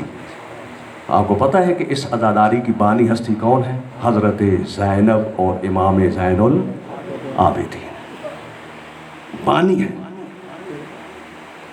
لیکن دشمن نے، توجہ رہے، حضرت زینب نے کون سی آزاداری کو برپا کیا؟ حضرت زینب نے کربلا سے لے کر کوفہ، کوفہ سے لے کر شام، شام سے لے کر کربلا، کربلا سے لے کر مدینہ، حضرت زینب نے جس عزاداری کی بنیاد رکھی، اس عزاداری کا مقصد صرف آنسو بہانا نہیں ہے۔ ہم نے عزاداری کس کو سمجھا ہے؟ امام مظلوم کے دکھوں کو سن کر آنسو بہا لینا، ہم سمجھتے ہیں یہ عزاداری، یہ تیرا کمال ہے، یہ حسین کی مظلومیت کا کمال ہے کہ جس نے بھی سنا اس کی آنکھیں برس پڑی۔ یہ تیرا کمال نہیں، یہ حسین کی مظلومیت کا کمال ہے۔ حضرت زینب نے کون سی عزاداری متعارف کروائی؟ حضرت زینب عزادار ہے، لیکن کس حالت میں عزادار ہے؟ زینب کہ جس کے ہاتھ پسے گردن بندھے ہوئے ہیں، سر پر چادر کوئی نہیں، بدماشوں کا مجمع ہے۔ زینب نے یہاں پر عزاداری سید الشہداء کو بیان کیا، خطبہ دیا، اور جس لہجے میں دیا وہ لہجہ امیر المومنین تھا۔ کوفہ کے اس بھرے دربار کے اندر ایک صحابی امیر المومنین تھا جو اندھا تھا۔ جب اس کے کانوں پر حضرت زینب کے خطبے کی آواز پہنچی، اس نے اپنے ساتھی کا کندھا ہلا کر کہا، علی زندہ ہو گئے ہیں؟ اس نے کہا کہ نہیں۔ کہتا میں نے علی کے خطبے سنے ہوئے، یہ تو علی کی صدا ہے۔ اس نے کہا کہ نہیں، علی نہیں۔ کہا کہ علی کا کوئی بیٹا ہے؟ اس نے کہا کہ نہیں، علی کا بیٹا بھی نہیں۔ کہتا پھر کون خطبہ دے رہا ہے؟ اس نے کہا کہ علی کی بیٹی خطبہ دے رہی ہے۔ اس نے کہا کہ اے کاش میری آنکھیں ہوتی، میں اس خطبے کو سنتا دیکھتا۔ اس نے کہا کہ اللہ کا شکر ادا کر، تیری آنکھیں نہیں ہے۔ جس حال میں زینب خطبہ دے رہی ہے وہ حالت دیکھنے والی نہیں ہے، وہ حالت دیکھنے والی نہیں ہے۔ کہا کیا ہے؟ کہا کہ زینب کے ہاتھ پسے گردن بندھے ہوئے ہیں، سر پر چادر نہیں ہے، لیکن خطبہ دے رہی ہے، عزاداری کر رہی ہے۔ جب زینب نے یہ خطبہ پڑھا، عزاداروں، وہ جو دربار جس کے اندر شور و غل تھا، جب زینب نے یہ فرمایا اسکتو، خاموش ہو جاؤ کوفیو، تاریخ بتاتی ہے کہ ایسے سناٹا کہ حتیٰ کہ جانوروں کے گلے میں جو گھنٹیاں تھیں وہ بھی ہلنا بند ہو گئی۔ حضرت زینب نے خطبہ دیا۔ جناب زینب کے خطبہ کو سن کر دربار کے اندر جو کوفی بیٹھے تھے وہ رو رہے تھے۔ کیا کر رہے تھے؟ اب مجھے بتاؤ، حضرت زینب اگر صرف آنسوؤں پر راضی ہوتی، اگر حضرت زینب کی ڈیمانڈ صرف یہ ہوتی کہ میرے بھائی کی مظلومیت پر تم رو، تو یہ کوفی رو رہے تھے، حضرت زینب اس پر راضی ہو جاتی۔ زینب نے کیا کہا؟ خطبہ پڑھو۔ حضرت زینب کہا، اے مکارو، اے فریب کارو، مردوں کی شکلوں والے نامردو، اب میرے بھائی پر تم آنسو بہا رہے ہو، اس وقت کہاں تھے جب میرا بھیا تم کو صدا دے رہا تھا؟ پھر دوستو حضرت زینب نے عزاداری بتلائی کہ کون سی عزاداری میں چاہتی ہوں، صرف آنسو نہیں، معرفت کے آنسو، حسینیت کی پہچان کے آنسو، جو کربلا کو سمجھ کر اپنے کندھوں پر ذمہ داری محسوس کرے، اس عزاداری کی بنیاد رکھی ہے حضرت زینب نے۔ عزاداری انقلاب کا نام ہے، عزاداری احتجاج کا نام ہے، عزاداری حرکت کا نام ہے، عزاداری دشمن کے مقابل میں میدان میں اترنے کا نام ہے۔ عزاداری کیا ہے؟ کہ جو ہم سینوں پر ہاتھ مارتے ہیں، احتجاج ہے۔ یہ کیا ہے؟ اے حسین، جس راستے کی معرفی آپ نے فرمائی ہے، اس زمانے کے اندر اور اس کے بعد ہم اس راستے پر ہیں۔ آج بھی اگر ہم دیکھتے ہیں کہ کسی جگہ پر کوئی ظالم اور یزید ہے تو اس کے مقابلے میں ہم احتجاج بن کر سامنے آ رہے ہیں۔ عزاداری تو یہ سکھاتی ہے۔ لیکن افسوس کہ جس طریقے پر دیگر عبادات الہی کہ ان کے اندر تہجر صرف مقدس مآب ہونا، توجہ رہے، یہ دو تفکر ہیں، یہ دو فکریں ہیں مسلمانوں کے اندر، شیعہ کے اندر دو فکریں ہیں۔ ایک وہ دیندار جو مقدس دیندار ہے، ایک وہ دیندار کہ جو انقلابی اور باشعور دیندار ہے۔ مقدس نما کون ہوتا ہے؟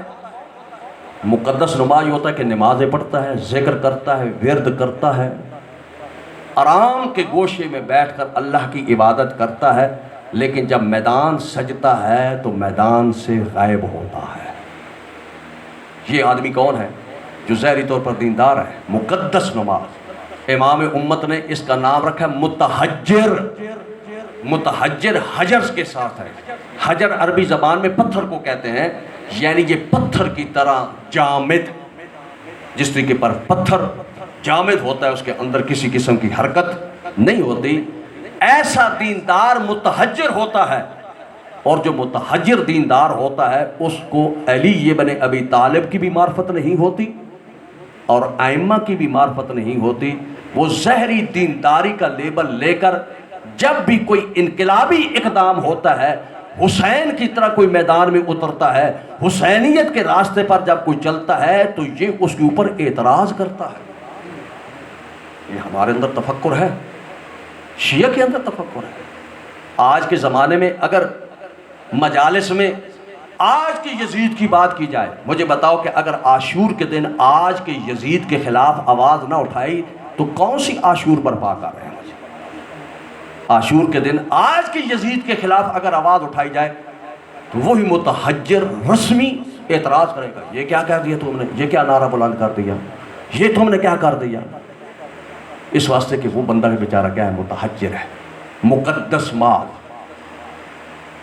اور مقدس ماب کی جو تعبیر امام خمینی نے فرمائی، فرماتے ہیں کہ ان کی حیثیت، ان کی شکل و صورت خوبصورت سانپ جیسی ہے کہ جس کو دیکھو بڑا خوبصورت ہے، لیکن اس کے اندر زہر ہے، اتنا زہر ہے کہ ذرہ کسی کو ڈنگ لے تو اس کی جان کیا کر دیتا ہے، لے لیتا ہے۔ مقدس ماب ایسا ہوتا ہے میرے بھائی۔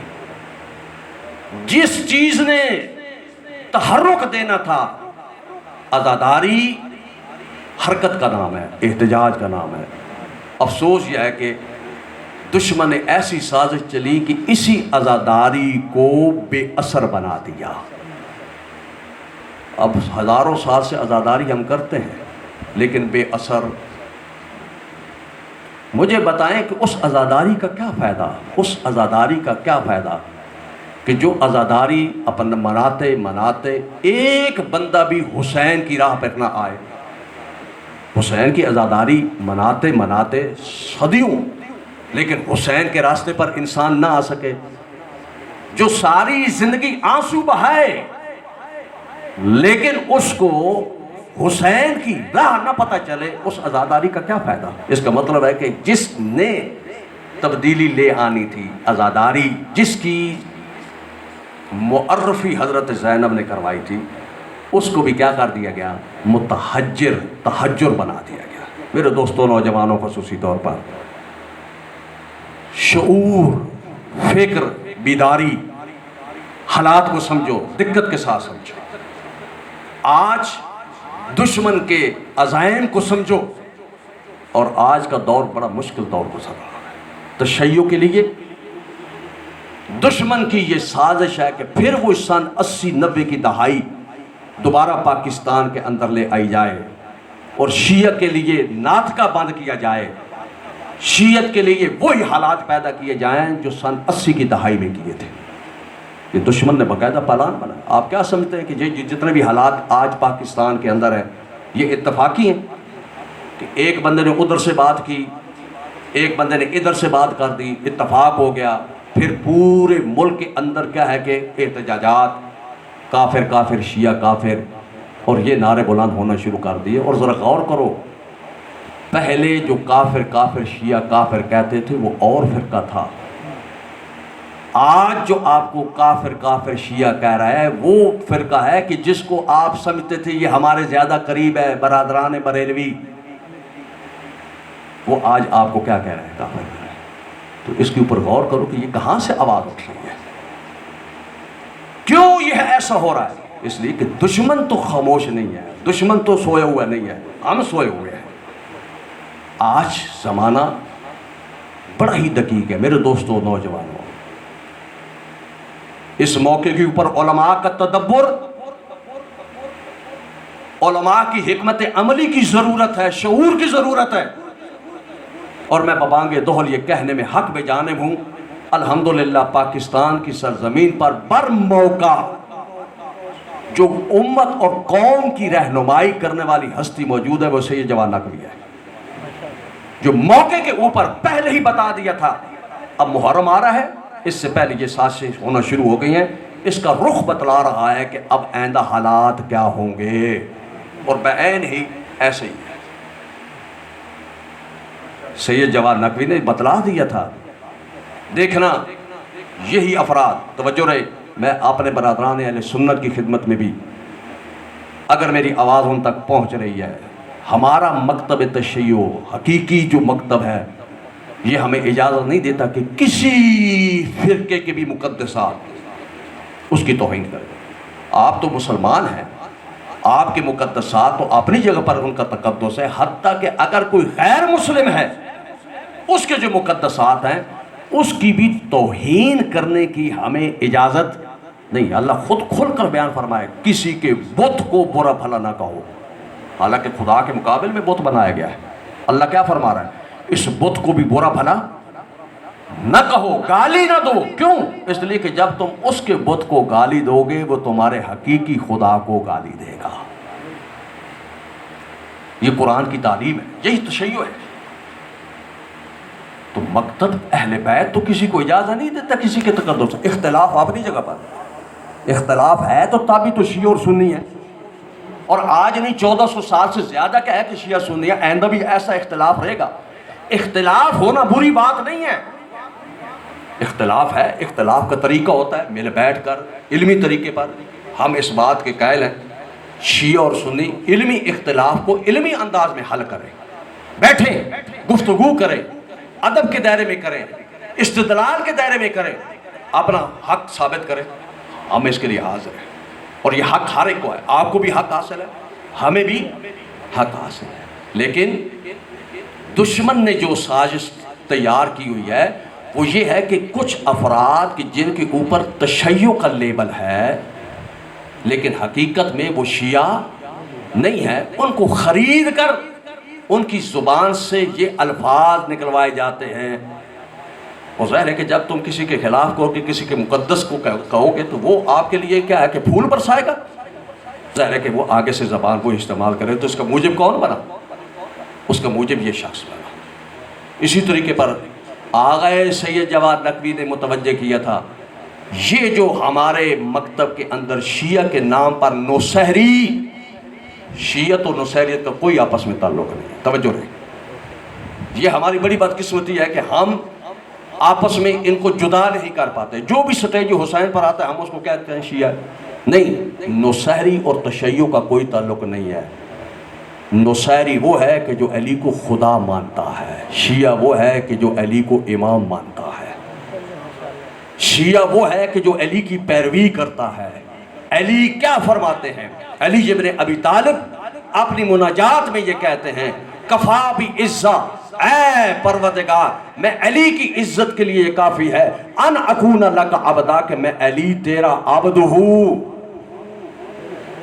اور پھر دوسرے جملے میں ارشاد فرماتے ہیں کفا بی فخرا، مجھے بتائیں امیر المومنین کہ جس کی ایک ضربت علی یوم الخندق افضل من عبادت الثقلین، کیا علی اس پر فخر کرنا چاہیں تو فخر نہیں کر سکتے؟ کر سکتے ہیں، لیکن علی ابن ابی طالب اس پر فخر نہیں کرتے. کیا فخر کرتے ہیں؟ کہتے ہیں کفا بھی فخرا، ہو میرے پروردگار میں علی کے فخر کے لیے کافی ہے کہ تو میرا رب ہے. علی اس پر فخر کرتے ہیں. علی کا تو یہ راستہ ہے.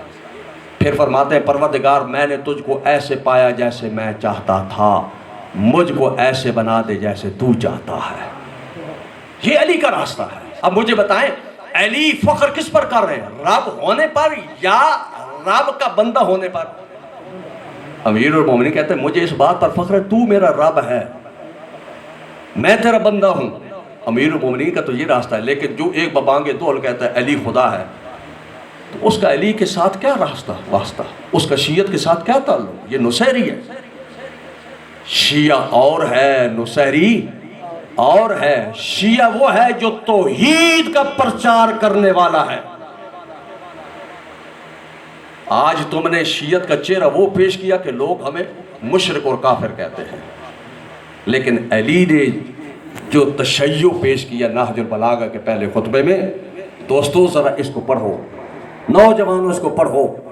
نہج البلاغہ کے پہلے خطبے پر جامعۃ الازہر مصر یونیورسٹی کا وائس چانسلر، سب سے بڑا پروفیسر، جب اس نے نہج البلاغہ کے پہلے خطبے کو پڑھا تو وہ یہ کہنے پر مجبور ہو گیا، اے مسلمانوں، اگر نہج البلاغہ کا پہلا خطبہ تمہارے پاس موجود نہ ہو، تمہیں پتہ ہی نہ ہو کہ توحید ہوتی کیا ہے۔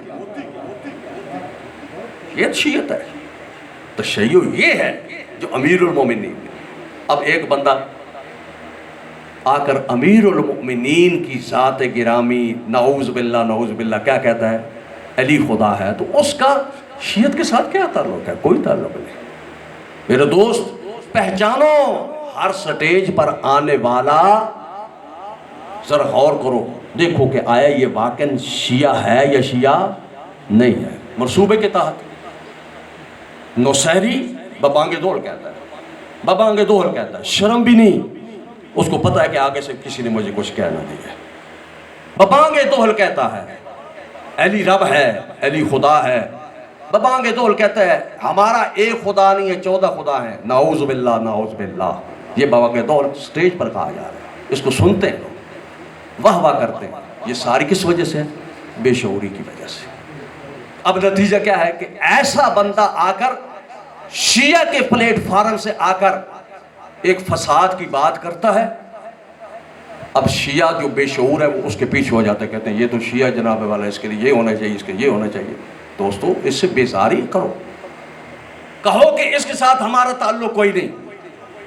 جو ایسا کام کرتا ہے اس کا شیعہ کے ساتھ کوئی تعلق نہیں۔ میرے دوستو اسی طریقے پر برادران اہل سنت بھی، سنی ہونا اور بات ہے، ناسبی ہونا اور بات ہے۔ ناسبی وہ ہوتا ہے کہ جو دشمن اہل بیت ہوتا ہے، جو سنی ہے ہم اس کو دشمن اہل بیت، میرے دوستو اس کو ہم دشمن اہل بیت نہیں سمجھتے۔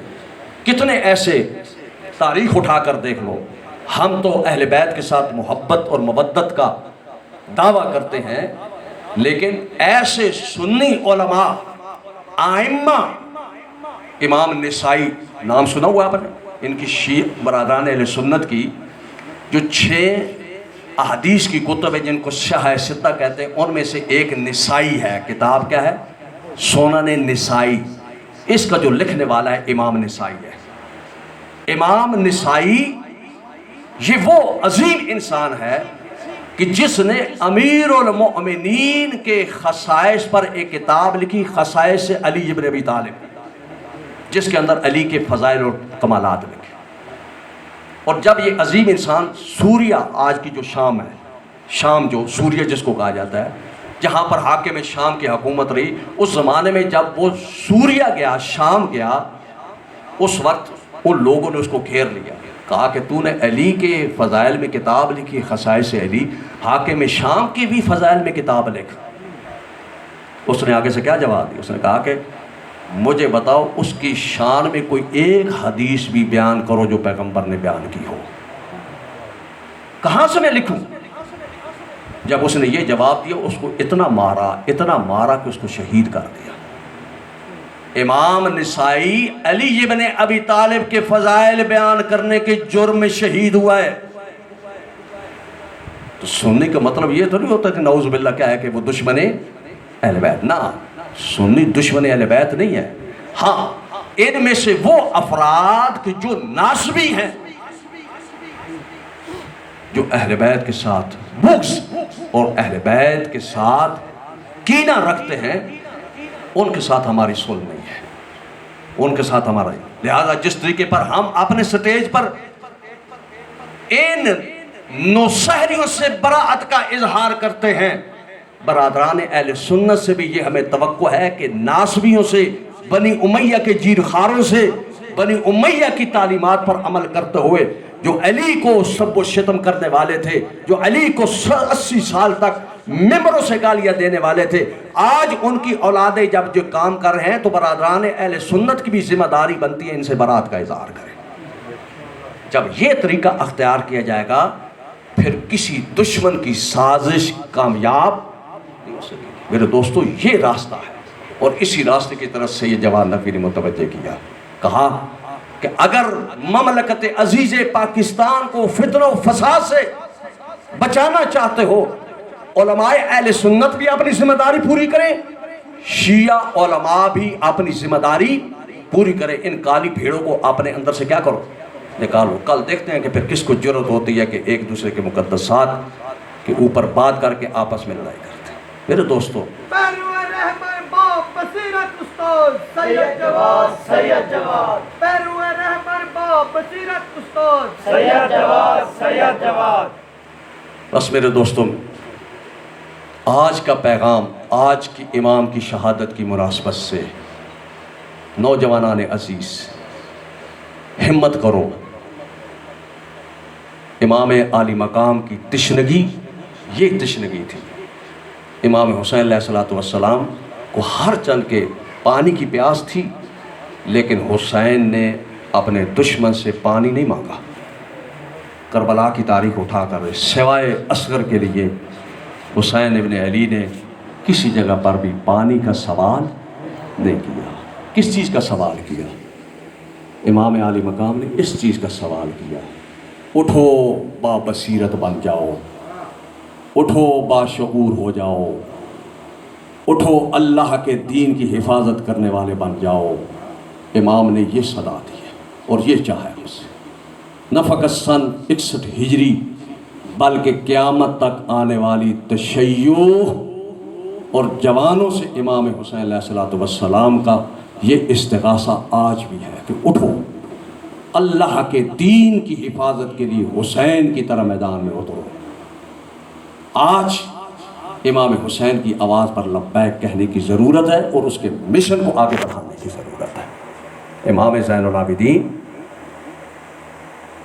کہ جو کربلا کے دکھوں کا شاہد ہے، عزادارو یہ امام زین العابدین کا جگر ہے، جس نے کربلا کی سرزمین پر ظلم کو بھی دیکھا۔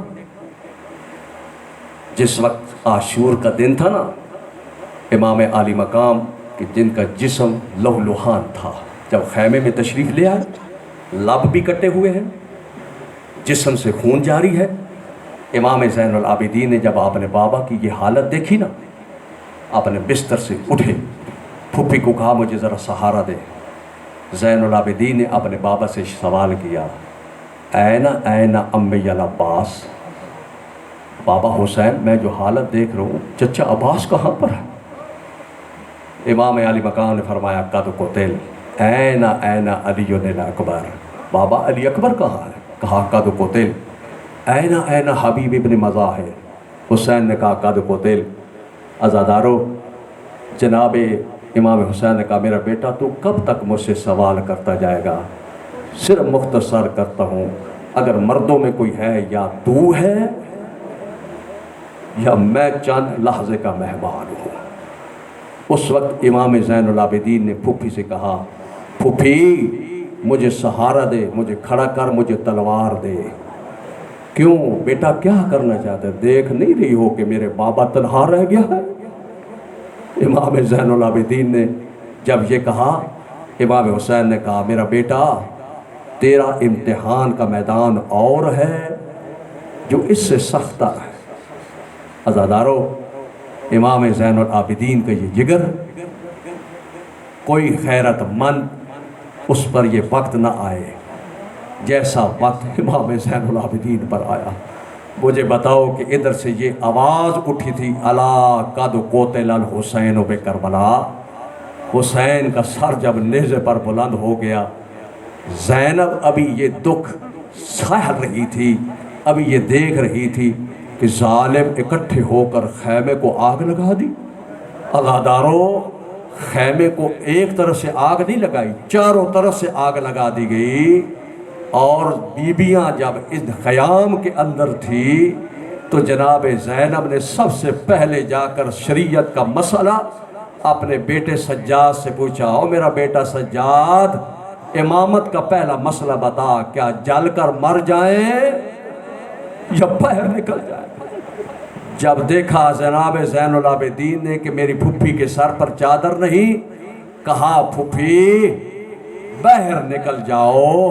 عزادارو، زینب باہر نکلی، اور خیموں سے باہر نکلنا زینب کے لیے کوئی آسان کام تھا؟ عزادارو، زینب نے اپنی چادر جو لٹی تھی وہ آسانی سے نہیں دی تھی۔ عزادارو، مقاتل میں لکھا ہے کہ ظالم شمر جب زینب کی چادر اتارنے کے لیے آیا، جب اس نے زینب کی چادر پہ ہاتھ ڈالا، حضرت زینب نے اپنی چادر کو بچانے کے لیے کھینچا، جتنا بس لگتا تھا زینب چادر کو کھینچتی رہی، لیکن جب دیکھا بے بس ہو گئی، زینب کی چادر شمر نے لوٹ لی۔ عزادارو، جو ہی شمر نے چادر لوٹی، زینب نے ایک جملہ کہا، واہ عباس، ہائے او عباس، دیکھ مدینے سے جب میں چلی تھی تیرے سہارے پر چلی تھی، اب دیکھ میری چادر شمر نے لوٹ لی ہے۔ لیکن زینب جو بھیا سے وعدہ کیا ہوا تھا، اس وعدے کو نبھانے کے لیے کہا کہ کوئی بات نہیں، میری چادر تو لٹ گئی ہے لیکن میں نانا کے دین کو بھی بچاؤں گی، اے حسین تیرے نام کو بھی بچاؤں گی، تیرے مشن کو بھی بچاؤں گی۔ اے زینب، تیری عظمتوں کو سلام، تیرا کتنا احسان ہے امت اور مکتب تشیع پر۔ جس وقت چاروں طرف سے خیموں کو آگ لگی ہوئی تھی، حمید ابن مسلم کہتا ہے ایک بی بی کو میں نے دیکھا کہ جلتے ہوئے خیمے کے قریب جاتی ہے پھر واپس آ جاتی ہے، شعلے اتنے بلند تھے، میں سمجھا کہ بی بی کا کوئی قیمتی سامان اندر رہ گیا ہے۔ میں دیکھ رہا تھا کہ بی بی ان شعلوں کے اندر گئی، جب گئی تھی تو اکیلی تھی، جب واپس آئی تو کیا حالت دیکھی کہ کمر جھکی ہوئی ہے، ایک جوان کو اپنی کمر پر اٹھا کر باہر لے آئی ہے۔ میں نے پوچھا یہ کون مستور ہے؟ بتایا گیا ہاذہی زینب بنت علی، یہ علی کی بیٹی زینب ہے۔ کہا کہ کس کو اٹھا کر لے آئی ہے؟ کہا زین العابدین۔ یہ کون ہے؟ یہ جناب زینب کا بھتیجا ہے، حسین کا بیٹا ہے۔ عزادارو، زینب کا یہ احسان شیعہ پر ہے کہ امامت کو بچایا، نسل امامت کو بچایا۔ عزادارو، امام مظلوم یہ ساری چیزیں آنکھوں سے دیکھ کر پھر چل پڑے بے پلان اونٹوں پر، پھوپھیوں کو، بیٹیوں کو، بہنوں کو لے کر۔ دعا کرو کسی کے لیے ایسا وقت نہ آئے امام کے گلے میں توق، اور جس وقت ظالم کوئی بات کہنا چاہتے تھے زبان سے نہیں کہتے تھے، بلکہ زین العابدین کی پشت پر ظلم کی سطریں رقم کر کے امام زین العابدین کو پیغام دیتے تھے۔ عزادارو، جناب زین العابدین اس حالت میں شام کے دربار میں گئے کہ جس رسی میں امام زین العابدین کی گردن بندھی ہوئی تھی، اسی رسی کے ساتھ جناب باقر کی گردن بھی بندھی ہوئی تھی۔ جب امام زین العابدین اپنی کمر کو سیدھا کرتے تھے، جناب باقر کی صدا آتی تھی، بابا میرے پاؤں کے تلوے اٹھ گئے ہیں، ذرا اپنی کمر کو جھکاؤ۔ عزادارو، یہ اتنا عجیب منظر تھا، امام زین العابدین اس منظر کو نہیں بھول سکتے۔ جب یزید جناب زینب کے ساتھ ہم کلام ہو رہا تھا، وہاں پر امام زین العابدین نے اپنے ہاتھوں کو بارگاہ رب العزت میں بلند کر کے کہا، اے کاش میری ماں نے مجھ کو پیدا نہ کیا ہوتا، میں اس دنیا میں نہ آیا ہوتا اور اس منظر کو نہ دیکھتا۔ اے زمین تو اپنا منہ کھول، میں زندہ زندہ تیرے اندر چلا جاؤں اور اس منظر کو نہ دیکھوں۔ ولعنت اللہ علی قوم ظالمین وسیعلم الذین ظلموا ای منقلب ینقلبون۔ پروردگار بحق محمد و آل محمد ہماری اس قلیل